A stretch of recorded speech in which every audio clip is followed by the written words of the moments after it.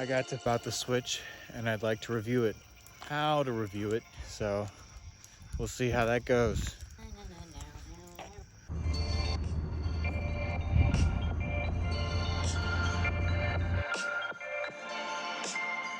I'm about to start going into detective mode.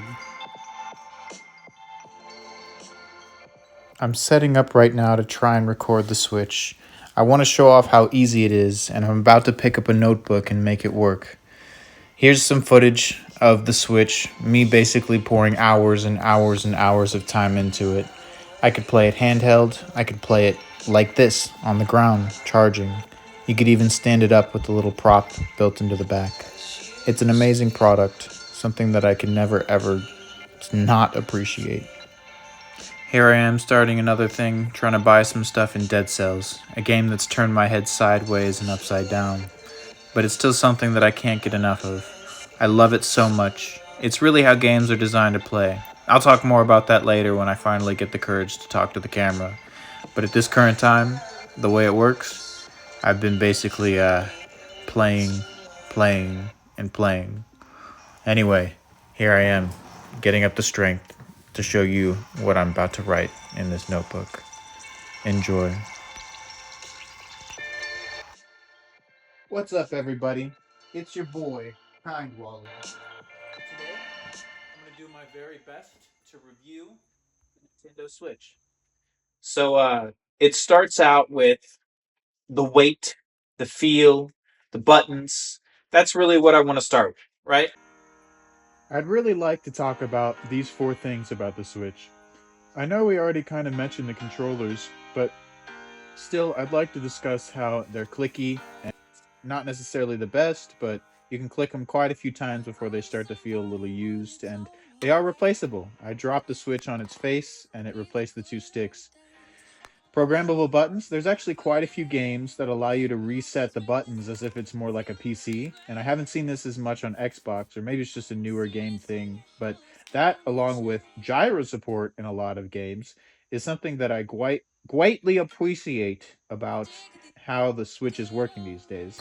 And another thing I greatly, or maybe not so great, but that I appreciate is the size about the Switch. It's not so heavy, but it's not so light. It's kind of in a mid area. Actually, the Switch OLED first generation is a little heavier with the metal or magnesium or whatever they have in there. I assume it's that light because it's kind of like that. But either way, the actual original Switch is more preferred my size, even though it's a little bit shorter. But yeah, and that means that it weighs a little less. But either way, the total amount is not so bad. I might write it here, probably won't though.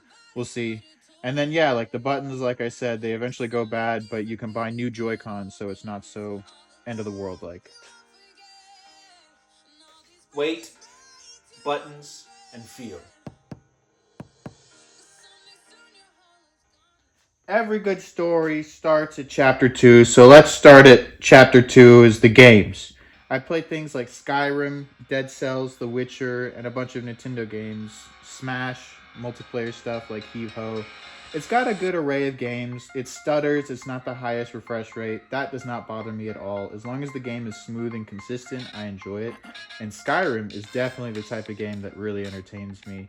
I also like Dead Cells, and I switch between those and a few other games like Assassin's Creed Black Flag all the time, which is very nice. So yeah, that's that pretty much. Black Flag and Skyrim and Dead Cells have been my main three for a little bit now. The Witcher I wish I could get into, but that's a game problem. Anyway, yeah, games. The weight is not so bad as you would expect in the hand, and the buttons aren't so bad either. They're a little finicky, especially the Joy-Con sticks. They get a little bit of stick drift, as you may have heard, and trying to reach around is a little stiff with how blocky it is, matching the tablet shape. The NVIDIA processor is sure doing a good job, but it also is limiting its kind of shape, form factor, and how it works. Either way, it's still a fantastic feel.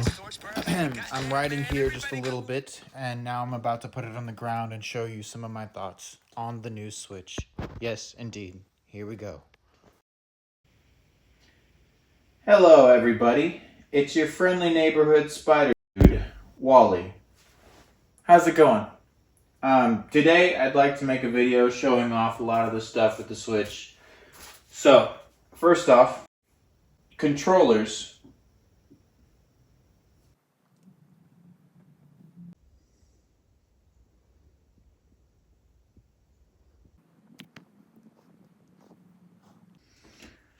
Alright, now, so let's do part 4, battery life.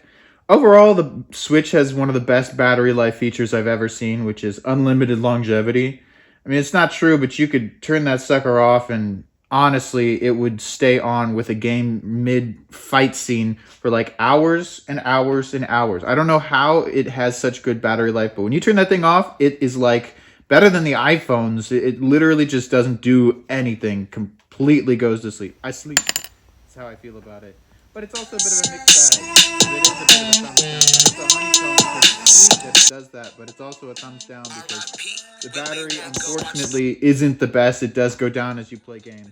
But it's much better than what I've heard about the existing market. So I think the Switch probably is pretty advanced in that realm. So, yeah. Anyway, that's that. Thanks. And this is where an ad break would go if I did ads, but I don't. And while we're on the topic of graphics, talking about games which aren't necessarily looking the best, I would say the graphics don't really matter for the Switch. They're just barely good enough, kind of like the early iPhone days, for you not to be that annoyed by it. But it is still, graphically intensive enough to where you can tell it's when there's higher end games like Batman Arkham or The Witcher or Skyrim, you can tell there's a little bit of a like, oh look, that's a tiny little gray speck instead of a thing that I could see on a PC. So it's kind of like a storybook, cartoonified version of a lot of these games. But it plays pretty much the same, and if you can get okay with that, then that's fine.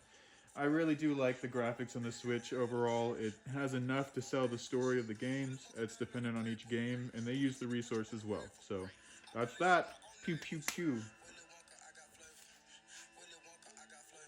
The final thing that I think is really important is that the Switch uses Type-C, but only the Pro Controller and the Switch body itself.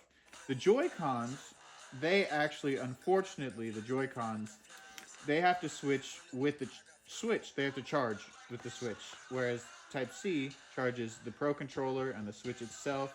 So it's a little annoying, in my opinion, that it is the way that it is. Also, look at the CD case that I made with the parentheses and the versus parentheses. But anyway, yeah, the fact that the Joy-Cons don't charge with Type-C, what a missed opportunity. I'm so angry. Why did they do it like that? Horrible. You should put little USB slots inside of each Switch and make them much more expensive on top of the fact that they charge with the Switch.